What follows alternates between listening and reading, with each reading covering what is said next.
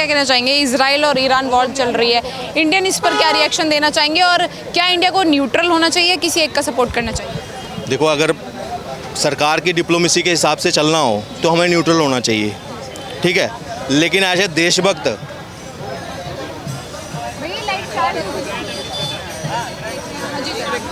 लेकिन अगर as a भारतीय, एज ए देशभक्त की बात करनी चाहिए तो मुझे इस वक्त इजराइल के साथ खड़ा होना चाहिए, क्योंकि इजराइल मुझे अपनी टेक्नोलॉजी साझा करता है, ड्रोन हमें देता है, सैन्य अभ्यास हमारे साथ देता है। हमारा कई ऐसे सिक्योरिटी एयर डिफेंस सिस्टम जो है इजराइल से प्रेरित हैं। इजराइल दिया है, हमें मदद करता है। और इससे आज से नहीं, जब हम सिर्फ पैलेस्टाइन को देखते थे ना, तब भी इजराइल हमारे साथ था सबसे ज़्यादा। और आज ईरान की अगर बात करूं, ईरान कौन पता है? जो पाकिस्तान को सपोर्ट करता है। मिशन सिंदूर के ऊपर भी उसका किस तरफ रुख था? पाकिस्तान की तरफ। टर्की तो इंडिया से भी होता है ना? वो ट्रेड सबके साथ होता है, ट्रेड तो पाकिस्तान के साथ भी हो रहा था, ट्रेड तो पाकिस्तान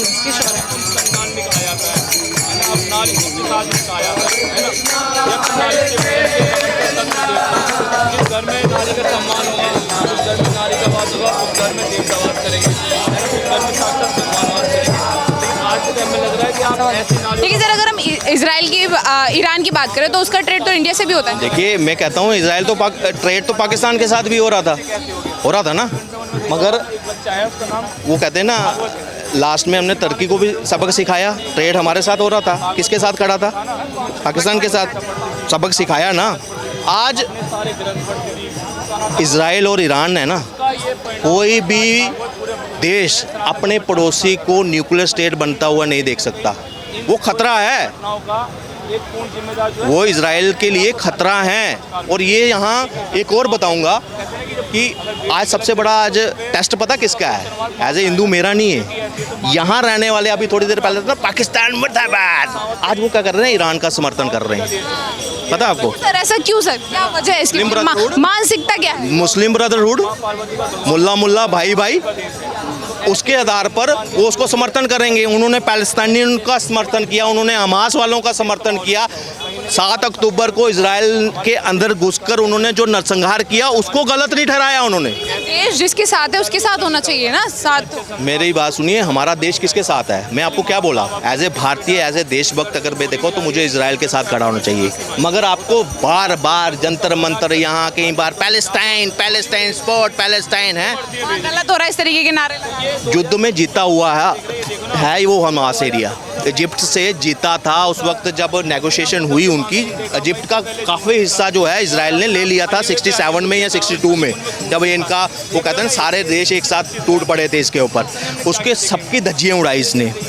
और फिर उसके बाद अभी तक, मतलब ये लड़ाई पता क्या है? एक तरफ वर्चस्व की, 57 देश अपनी वर्चस्व की लड़ाई लड़ रहे थे और वो अपने अस्तित्व की लड़ाई लड़ रहा था। आज भी इजराइल अपने अस्तित्व की लड़ाई लड़ रहा है और वो जीतेगा। उसके पीछे अमेरिका भी है, उसके पीछे और कई ऐसे देश हैं जो डायरेक्टली इनडायरेक्टली उसको सपोर्ट कर रहे हैं। कि वॉर इसका समाधान है या फिर बैठ करके समाधान करना ज़्यादा बेटर है? जैसे अभी इंडिया पाकिस्तान वॉर के बीच भी कह रहे थे कि शांति से बैठ के समाधान कर लो, तो अब वॉर का सिचुएशन है, आप भी बोलेंगे कि एक बार बात करके मसला हल हो जाता, ठीक है? मुझे एक चीज़ बताइए, जब आगे वाला आदमी उसको बार बार 78 से सैंक्शन थे उसके ऊपर, कितना 78 से सैंक्शन है कि तुम अपनी न्यूक्लियर एक्टिविटी जो है बंद कर दो, जो आपका प्रशिक्षण कर रहे हो वहाँ पे उन न्यूक्लियर साइट्स को ख़त्म कर दो। हम नहीं मानेंगे। अमेरिका ने सैंक्शन लगाए हुए हैं, तेल नहीं बेच सकता बाहर, कई और चीज़ें नहीं बेच सकता, मगर उसके बाद भी वो उसी जिहादी मानसिकता को थोप रहा है और उस पर लगातार परमाणु प्रशिक्षण कर रहा है, वहाँ पे अपने साइंटिस्ट को लगा हुआ है। तो क्या इजराइल को हक नहीं है? कल को पाकिस्तान जब कर रहा था, हमें भी, हमारी कभी स्थिति ऐसी थी, हम न्यूक्लियर स्टेट नहीं थे उस वक्त, हमसे पहले पाकिस्तान बना है न्यूक्लियर स्टेट। हमने तो, हमारा लास्ट में 1998 में 99-98 में हुआ था अटल जी के टाइम पर। तो सोचो, ये एक थ्रेट आती है हर नेशन के लिए। और सबसे बड़ी बात है, आज इजराइल गलत है, सही है, वो अपना मुस्लिम ब्रदरहुड कर रहे हैं। मैं कहता हूँ हमारे स्ट्रेटेजिक पार्टनर है इजराइल, तो एज ए स्ट्रेटेजिक पार्टनर हम इजराइल के साथ हैं। इजराइल खुला करो, मैं कहता हूँ आतंकवादियों को ख़त्म करो। इन्होंने क्या दिया है? मासूम लोगों के भी तो जाने जाएंगे उसमें। मेरी एक बात सुनो, यहाँ मासूम लोग नहीं मर रहे थे आतंकवाद के नाम पर। मिशन सिंदूर के जो 26-27 लोग मरे थे वो मासूम नहीं थे, मगर कुत्ते की दुम ऐसे सीधी नहीं होती, समझ आई बात। तो इनको लठ की भाषा समझते हैं, इनको गोली की भाषा समझनी पड़ेगी, क्योंकि इन्होंने जो कृत्य किए हैं ना, इनके साथ हम इंसानियत, मानवता ये डिस्कस नहीं कर सकते। वो इनसे 100 परे हैं, इनको सिर्फ अपना वर्चस्व देखना है, अपनी। इजराइल वॉर कर देगा तो फिर क्या लग रहा है, यहाँ पे भी सांप्रदायिक दंगे होने की संभावना है भारत में? नहीं, ऐसा कुछ नहीं होगा। मोदी जी बैठे हैं, योगी जी हैं, हर राज्य में जहाँ इनकी तादाद ज़्यादा है ना, वहाँ मजबूत नेता बैठे हुए हैं। तो ठीक है ना, इनकी अगर ये बाहर निकलने सोचते भी हैं ना, तो इनका पिछवाड़ा पहले लाल हो जाता है कि ऐसी सरकार हमने चुनी है, हमारे वोट की ताकत है। आज ये गिड़गिड़ाएं, कुछ कर दें, पिछवाड़ा उल्टा कर कर चलें और बोलें कि जय फिलिस्तीन, जय ईरान, जय तुर्की, जो कुछ भी करें, मगर कुछ कर नहीं सकते यहाँ पे। अब ये आज नारेबाजी हो सकती है, बिल्कुल सिर्फ नारेबाजी कर सकते हैं। और मैं कहता हूँ यहाँ अगर ज़्यादा फालतू के वो उसका किया ना उन्होंने समर्थन, तो मुझे लग रहा पुलिस वाले लठ भी बरसाते हैं इनको। एक मैं यहाँ देख रहा था, वो पैलेस्टाइन का लेकर लेडी जा रही थी, उसका पकड़ा पुलिस ने, मारा उसके सामने, औकात दिखाई।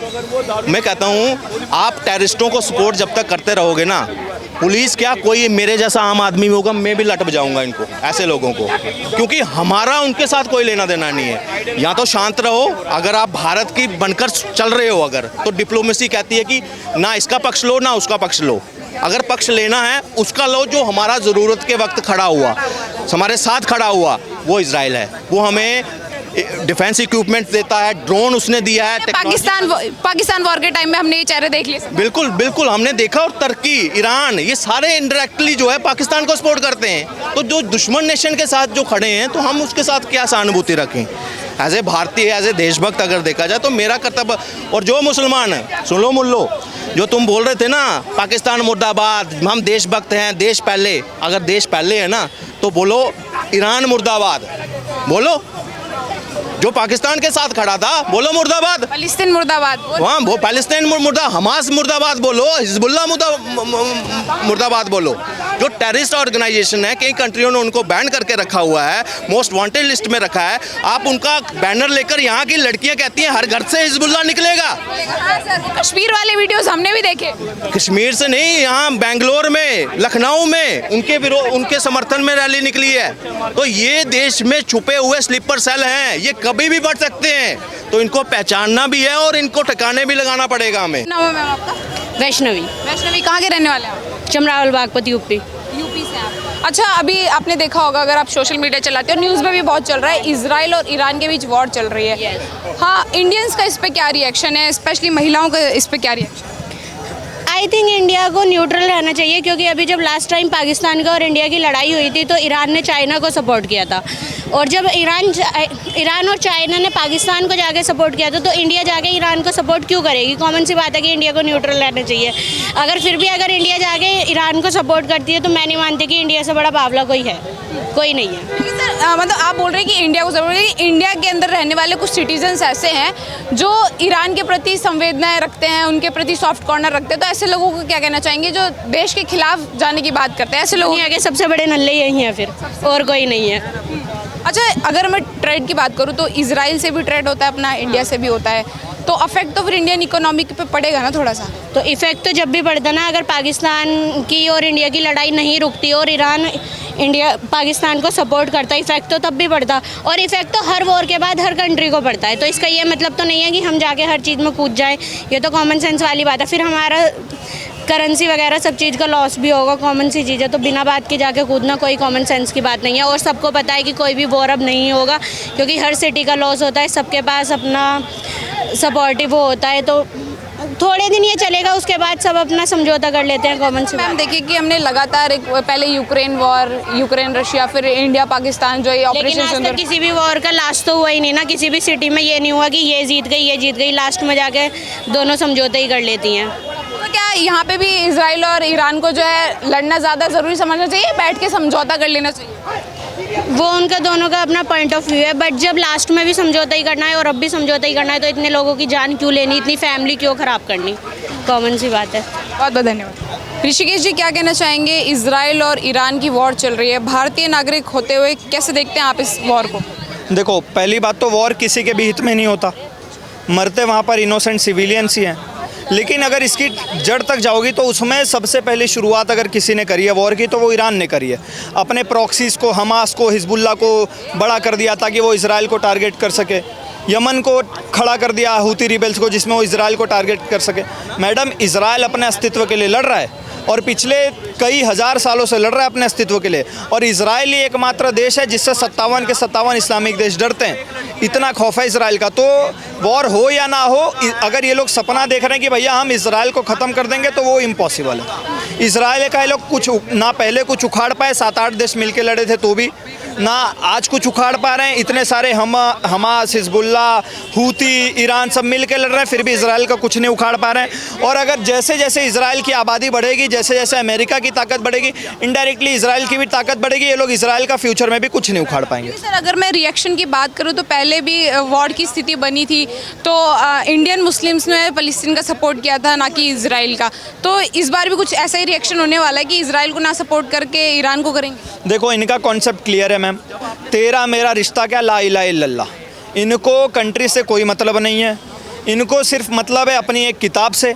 जो वो किताब को पढ़ता है, फिर वो चाहे जैश ए मोहम्मद हो, चाहे लश्कर तैयबा हो, चाहे अलकायदा हो, चाहे जैश ए मोहम्मद हो, चाहे बोको हराम हो, चाहे हमास हो, हिजबुल्लाह हो, हूती हो, जो इस किताब को पढ़ता है वो चाहे आतंकवादी क्यों ना हो, ये मजहब के लोग डंके की चोट पे उसका समर्थन करेंगे। ये चीज़ आपने देखा होगा, जब हमास और हिजबुल्लाह वहाँ पर मरता है गाज़ा में, पूरा फ़िलिस्तीन ख़त्म हो गया। लेकिन भारत में फ़िलिस्तीन, ये इजराइल का बॉयकॉट ख़त्म नहीं हुआ अभी तक।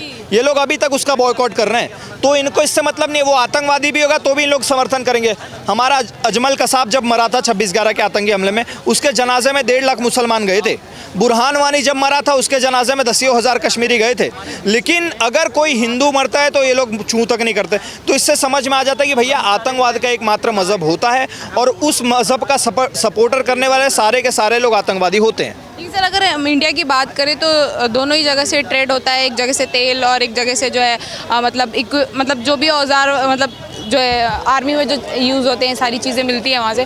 तो इंडिया यहाँ पे क्या न्यूट्रल रहे या किसी एक कंट्री को सपोर्ट करे? अभी तक जिस हिसाब से नरेंद्र मोदी जी का बयान आ रहा है उससे तो यही समझ में आ रहा है कि ईरान भी इंडिया का दोस्त है, इजराइल भी इंडिया का दोस्त है। तो इंडिया तो इस टाइम पे न्यूट्रल है। लेकिन मैं कहना चाहूँगा, अगर आप भारत के मेजॉरिटी, जो हिंदू मेजॉरिटी है, उसको देखोगे तो उनकी भावनाएं इजराइल के साथ जुड़ी हुई है। तो वो लोग डंके की चोट पे समर्थन कर रहे हैं। जिस तरीके से ईरान और इजराइल में युद्ध हो रहा है, उसी तरीके से भारत के हिंदू और मुसलमानों में भी आपस में मतभेद है। एक पूरा वर्ग है जो हमास को, हिजबुल्लाह को सपोर्ट कर रहा है, ईरान को सपोर्ट कर रहा है सिर्फ मजहब की वजह से। लेकिन एक तरफ भारत के हिंदू मेजॉरिटी है जो इजराइल का सपोर्ट कर रहे हैं। क्यों? क्योंकि जितने भी युद्ध हुए, चाहे वो 1962 का हुआ हो, चाहे 1971 का हुआ हो, चाहे 1999 का हुआ, इजराइल ने एकमात्र ऐसा देश है जिसने बिना किसी शर्त के भारत की मदद करी है, डंके की चोट पे करी है। इजराइल ऐसा देश है जो आज भी पीओके को खुल के कहता है कि भैया ये भारत का हिस्सा है। वो खुल के कहता है कि भैया पाकिस्तान वाले भारत के अंदर आतंकवाद फैलाते हैं। तो हम लोग किसी मजहब के, किसी धर्म के नाम पे किसी का समर्थन नहीं करते। हमें पता है भैया इजराइल हमारा समर्थन कर रहा है। जब हमें ज़रूरत पड़ेगी हथियारों की किसी के युद्ध में तो इजराइल हमें मदद करने आएगा, इसीलिए हम इजराइल का समर्थन कर रहे हैं। और मैं इजराइल वालों को कहना चाहूँगा, अगर आप तक मेरी बात पहुँच रही है तो आपको टेंशन की ज़रूरत नहीं है। तन मन धन जैसे भी आपको ज़रूरत पड़ेगी, भारत का हर एक हिंदू इजराइल के साथ खड़ा है। अगर आपको पैसे की ज़रूरत है, आप लोग पोर्टल लॉन्च कर दिए, हम खड़े डोनेशन देने के लिए। अच्छा ऋषिकेश जी, आपने जैसे अभी मज़हब की आपने बात करी, तो क्या लग रहा है जो दूसरी कंट्रीज जो आपस में लड़ रही हैं उसका इफेक्ट इंडिया में भी देखने को मिलेगा कि यहाँ के मुस्लिम्स भी सड़कों पर निकल के आकर के मतलब ईरान के समर्थन में आ जाएंगे कि ईरान इजराइल के साथ गलत कर रहा है? मैम, आपने देखा नहीं इसका इफेक्ट भारत में? जब ऑपरेशन सिंदूर हुआ तब पाकिस्तान के झंडे लोग उखाड़ रहे थे हमारे भारत से। सोचो कितने गिरे हुए लोग हैं। जब हमास और हिजबुल्लाह का और इजराइल का युद्ध चल रहा था तो पूरे भारत में प्रोटेस्ट हुए हैं। हमास, हिजबुल्लाह एक आतंकवादी संगठन है, उसको लाइव कॉन्फ्रेंस करवाई गई केरला में और कर्नाटक में, तो ये लोग समर्थन नहीं कर रहे हैं। आप हमारे टाटा जूडियो का बॉयकॉट करने लग गए हो। यहाँ पे सीपी की बात बता रहा हूँ, डोमिनोज का बॉयकॉट चल रहा था सीपी में, ये लोग डोमिनोज का बॉयकॉट कर रहे हैं, पेप्सी का बॉयकॉट कर रहे हैं, हमारे भारत के रिलायंस के जो कैंपा कोला है उसका बॉयकॉट कर रहे हैं। ये देखो, एक चमचा के बोल रहा है स्टारबक्स का भी करेंगे। तो जहाँ लोग बॉयकॉट करते हुए हमें दिख गए, वहाँ हम इनको जूते से मारेंगे। अभी ये भाई को बोलो यहाँ पर खड़ा होकर बॉयकॉट कर दे, आपके लाइव चैनल पे इसको जूते से मारूंगा।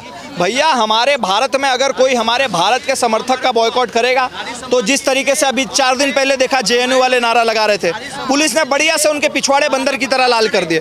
तो वही जो हमारे भारत का विरोध करेगा, वो चाहे हमारे भारत में ही रहने वाले 0.5 फ्रंट वाले लोग हों, चाहे कोई भी विदेशी नागरिक हो, सबका एक बराबर हिसाब होगा। जी पहले भी एक वीडियो वायरल होता जिसमें कश्मीर से एक बच्ची बोल रही थी हर घर से एक हिजबुल्ला निकलेगा। तो कहाँ से आ जाती है ऐसी मानसिकता जो इस देश में रहने के बावजूद फिर बोलते हैं कि हमारे अंदर वफादारी है देश के प्रति, उसके बावजूद फिर दूसरी मतलब जो है दुश्मन देश है उससे सपोर्ट करने पहुँच जाते हैं। देखो इनकी वफादारी है भैया 72 हुरों के प्रति, इनकी वफादारी है एक जादुई किताब जिसका कोई राइटर नहीं है उसके प्रति, इनकी वफादारी है आतंकवाद के प्रति, इनकी वफादारी है जिहाद के प्रति, इनकी वफादारी देश के प्रति है ही नहीं। अगर देश के प्रति इनकी वफादारी होती तो कश्मीर में लोग बोलते कि भैया मैं भारत का हूँ। अगर इनकी वफादारी होती तो जब ऑपरेशन सिंदूर चल रहा था, हमने पाकिस्तान के झंडे सड़क पर लगाए थे, तो लोग उखाड़ के नहीं आते। और जो मोहतरमा ने बोला था ना हर घर से हिजबुल्ला निकलेगा, तो उसी मोहतरमा को बता देना चाहता हूँ, अगर तुम्हारे पेट से ये निकलेगा ना हिजबुल्ला, तो भैया हम भी उतने ही बेंजामिन नेतन्याहू पैदा करेंगे, और तब तक पैदा करेंगे जब तक आपके पेट में हर एक हिजबुल्ला कुचला नहीं जाता।